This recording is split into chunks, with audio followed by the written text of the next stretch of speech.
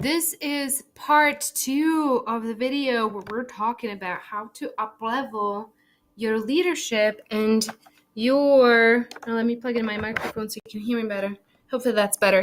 How you can up-level your leadership effectiveness. And in the last video, and if you haven't watched it, go back because that was really important. I showed you how to locate yourself in the map of consciousness and how to set intentions for who you want to be. So that's step number 1. Now, step number 2 in your process is that you have to rapidly increase your awareness. You have to basically become the observer. You have to sit behind the mind and start observing what's going on in your feelingscape, what emotions you're experiencing, what thoughts are going through your head a lot of the time, because it's without that, there's no growing. There's no growing your leadership. There's no growing of your consciousness. So here's the things that you should do. Number 1, you have to meditate.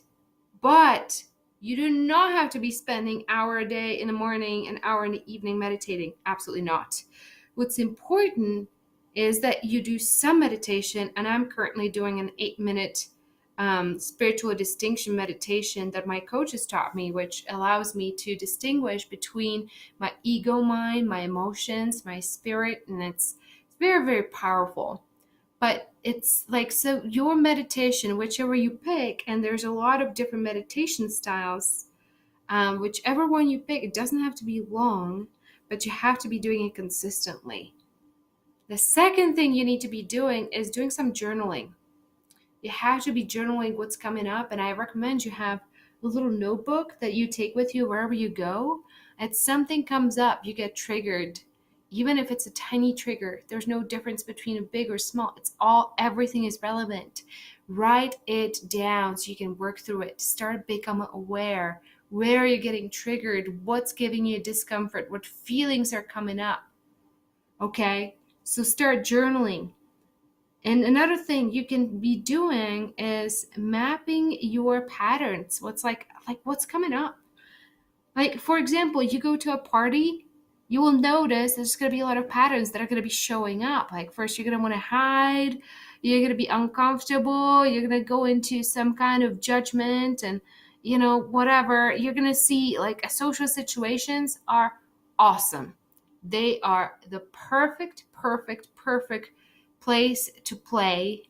And you don't have to be journaling while you're in a social event, but just like pull out your phone and go to the bathroom and write down what's happening so you can work through it later.